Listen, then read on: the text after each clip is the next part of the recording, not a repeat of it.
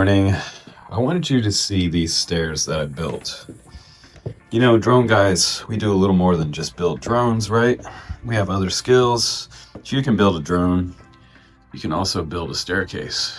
That's right. So I'm not completely useless, but I just wanted you guys to see something new today. Oh, there you are. The T8L from Radiomaster. I've been using this now for about a month. It's strikingly similar to the DJI Radio 3 over here. It has almost the same divots in the very top and very similar thumb holder area there for the bottom of the transmitter, very similar game style remote. It also has switches in the same almost exact position on the top. It is a 10-channel radio. It does come at $34.99 without the 18650s. So this one is $200, I believe. This one is more expensive as well. I believe this one's in the $50 range. The Light Radio 4, which just came out. Both of these are ELRS. These are nice because you could use them with all kinds of different FPV drones out there. This one sticks only to DJI stuff. So the T8L, I would sort of coin this as the people's radio. So, and the reason that I say that is, number one, the price. Number two, the firmware. It is updatable with a web interface, which I really like, because I think if this came out like 5 years ago, I don't think a lot of people were ready for web interface just yet. And we were still using downloadable software to the PC or the Mac. So where this is different, I think this is great that it's moving on to the web interface, because I find myself more and more using the Betaflight web interface because it's always updated. So whenever you plug this into the link with the USB cable, USB-C right up here, you're either charging it or you're updating it or you're making changes. Now it does have programmable buttons on here. Like I said, we have 10 channels. Again, it's going to be more than $34.99. Don't let them fool you with that price, because it doesn't come with the batteries. You can get the Radiomaster 18650 batteries for it, or you can get just some batteries off of Amazon and stick in here. So it does have 2 spots on the back for the sticks. Those do come on and off. And what I thought was cool about these sticks is that they actually look like sort of like customized 3D printed style stick covers, which I really like. Now it does have dual ball bearing Hall effect gimbals. We have 4 LEDs here for 25, 50, 75, and 100% charge. We didn't get a neck strap. I would have loved to have a neck strap in the box, but no neck strap. You did get an accessory in here, which is the USB-C cable, which is cool. You get a manual. You'll also get some extra springs in there, and the full manual is online as well, which I'll put a link to in the video description, so you can just kind of read the whole thing there. Now across the top, look at all the switches. We have a lot of real estate here. We have 2 3-position switches, which I think is awesome. So you can have your flight modes here. You can have beeper or GPS or 3 other different modes on that switch. And we have trim switches here in the center. And we have an M mode, which is a customizable mode here. So this also acts as the default bind button. Okay, so I'm gonna save you a ton of problems when you're trying to hook this up to the UI. Now, the GUI. One of the things is that when I plugged in the USB cable that came with it, it was not really plugging in correctly. It was having issues. You'd have to use a certain key function here to start up the radio and connect it properly. So I have tested out this cable. This one works. So go ahead and hold down the M button on the left and start up the radio. You'll hear it do its little beep. Hold down that button and now you can release. It did a double beep. Okay, so now you can plug it into USB-C at the very top of the radio, and you can go to the interface. Now, if it doesn't automatically connect, you can go ahead and click connect, and then you should see Radiomaster T8L load up, and you'll see paired right there. Okay, so click connect, hear the radio beep, and now you're connected. And you'll see some information down below here. Now, if you don't see any of this, including your ELRS firmware version, all of this right here, you have to go and redo that key code combo again. So start up your radio, hold down the M button, you'll hear it beep, let it beep again, and then you can connect the USB-C cable. So a little bit of a process to get it to do that, but once you're in, and now you can play around with your device settings on this main page right here. You can do a factory reset. You can exit the firmware update as well, and you can change your single to double click action here on the SA, SB. You can also change from 3 position to 2 position. I don't know why you want to do that. SC, SD, and SE there. And across the top, we also have more settings. We have signal strength, and we have how much batteries charge we have right here, 100%. We can also change it from English to Mandarin. We also can go to the channel maps here, which this is cool. So very similar to Betaflight. If you've ever been in Betaflight to the receiver tab, you've seen this channel monitors here, and everything will move around just like this. We can check to see if it's in mode 2, which is throttle on the left right here. So that's channel 3. You can see my endpoints there up to 2012 down to just below 1,000 at 995. You can change endpoints in this program as well. There's my yaw on channel 4. And again, we have 10 channels inside here. So I can change anything I want there. Now, you can also see when your switches are active. So facing all the way away, this should be channel 5 right here, I believe. So switch that. Nope, that's channel 7. I wonder if I could change that. Now, channel 8 is here. Let's find channel 5. Channel 6 is momentary. Channel 9 is momentary. Let's see, there's a gimbal switch here. That doesn't really do anything. Don't need that. Channel 5 is our arm switch right here. And that would be SE. So yeah, that's about typical. So yeah, channel 7. I would like to have this one on, actually on channel 6. That would be kind of cool. So we can also do channel settings here. This is where we can get in here. We can change things around. We can reverse which way it moves. So if you have, say, an airplane that has the wrong aileron lifting up on the left side, you can go to where you know your aileron is, which should be channel 3. You can double check that here in your channel monitor, but it looks like my aileron is channel 1. So this is not TAER, this is AETR. So very standard channel map setup here.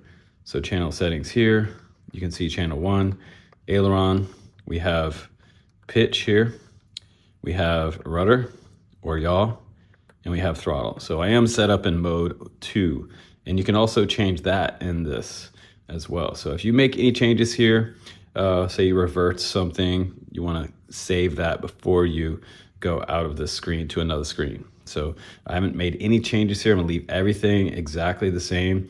You can also change the amount of travel on the, say, the aileron, the rudder, which is kind of cool. So if you have too much travel, say on your elevator, for example, on an airplane, you can limit the amount of travel from, say, 100% throw like this to about, say, 80% throw. So that will make your plane fly a little better. So for plane guys, that's awesome. Quad guys, you won't need that. So here I can see the default setup is AETR here, SE, and ooh, this is where I can change things. So remember I wanted to have, let's see, channel 6 be my mode switch, which is SB. So I can change SE to SB here. So we're gonna put this SE. I like it. So save, very simple, very simple. So now we can go back to the channel monitor. And remember, I wanted my, oh, that's on channel 5, okay. Now this is 7. And this, okay, channel 6. So yeah, that works for me. It's very more similar to what I usually have set up in Betaflight. And actually, I'd rather have my SE on channel 5. Let's go change that. This is fun. So we're gonna go back to channel mapping. Channel 5, we want it to be SE, not SB. So SE, okay. Now this we want to be SB, okay. And now save that, and I'll go back to your channel monitor. Okay. Ah, yes. Now my arm switch is on channel 5, the first channel out the gate past my sticks. Okay, that's cool. That's very similar to the way I do things. Okay, so 7 is where my SB is, and I kind of like that on 6, you know. And you can change things around to your liking, so you can keep fiddling around with things until you get your switches exactly the way you want it. And then when you go into beta flight, it's just going to be easier to set up in beta flight. So for the new guys, you don't have to go wild with this at first. You can leave things where they are. So we could do a full tutorial on this later if you guys want to. Just do that for the new guys. We also have channel mapping here, which I showed you before, which you can change switches around. I love that. We have trim and sub trim here. These are those 2 cool little tiny little switches here. You'll notice that it lights up when I press one of them. So that means that I have moved up or down away from center. So when you move it, say up, you'll see it light up. And if I keep going up, it'll stay lit up. So I've moved a couple more trim switches up. If I want to go back to center, watch what happens when I go down, down, down.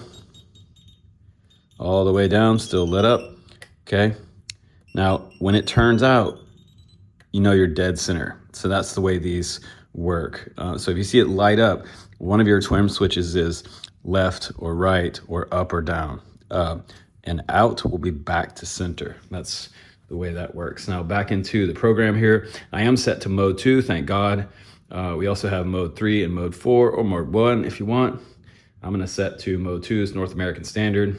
Now my RF settings, I can check that. It is set to 100, which is cool. You can tone it down to 25 milliwatt if you want to. I'm gonna leave mine at 100 because that's the best setup for me. Now stick calibration, you can do this and you see all of your sticks moving at their full capacity here. So we don't really need to calibrate the gimbals. It became factory calibrated, as well as firmware updates. This is the last screen right here, T8L controller, the internal module, or the sensor itself. Now, if you want to update the Elrs module externally, or the internal model, it's gonna do it externally. So jump to the Elrs website. You can download the app, Elrs Express Elrs Configurator, or ESP firmware with a local app as well. So there is all of the settings inside this online Radiomaster software for T8L, which seems to be fairly simple, and as it should be for the new guys. Okay, so one more thing I wanted to show you was how we can go into the RF settings. Go ahead and click that button there where it showed go into the TX, sort of check the TX. And once you do that, it'll bring you into the Lua configuration page, and you can see the TX power here. We have dynamic or max power, which is kind of cool. I'm gonna set mine I'm gonna set it straight up to max 100 milliwatts. We can enable Wi-Fi, which is kind of cool. RX Wi-Fi, packet rate here, telemetry, switch mode is set to wide. You can change that to hybrid should you have a different type of ELRS receiver. Link mode is set to normal. We have model match is set to off, and this is where inside this GUI you can bind. So you can start the bind process. And I have my little Dark Star 16 here. I could go ahead and put this into bind mode. So I'm gonna do 3 plugs here. And this is very simple. I'm just gonna show you how this works. So you can see the blue flashing light on the flight controller inside the quad there. Now, if you're a beginner, this is great. So we're gonna go ahead and start that process. Now it's binding to, all right, so we have a bound quad. T8L is now bound to this quad. Now this quad just came out. It has a version of ELRS that matches this T8L radio. So if you get a brand new GAP RC ELRS quad, that's the process. We just did it together. It's pretty simple. So what do you guys think? Was that painful to bind up an ELRS receiver? I mean, that was probably one of the quickest types of binds I've done on my channel. So I'm gonna go ahead and put this battery in there. And remember, we checked all the channel directions and mapping and everything. So it should theoretically be setup to fly this quad. Now, you should go into beta flight and double check that before you do what I'm about to do. So I'm going to go ahead and plug this quad in, and it may just flip off across the ground because I really didn't check it in beta flight to make double, triple sure. So I should be bound up. Okay, it did link. So now I can test out my radio here. I have arm. Now the question is do the roll and pitch, do they go the right direction, and does the yaw go the right direction? So yeah, it does. That's pretty awesome. So T8L, you can check it out down the link below. It's $34. It's the people's radio. Very cheap, very stupid simple to set up.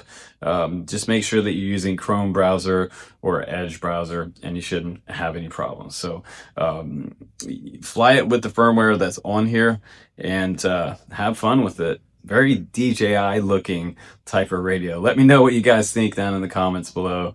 Take care, everybody. I'm Justin Davis. I will see you on the next one.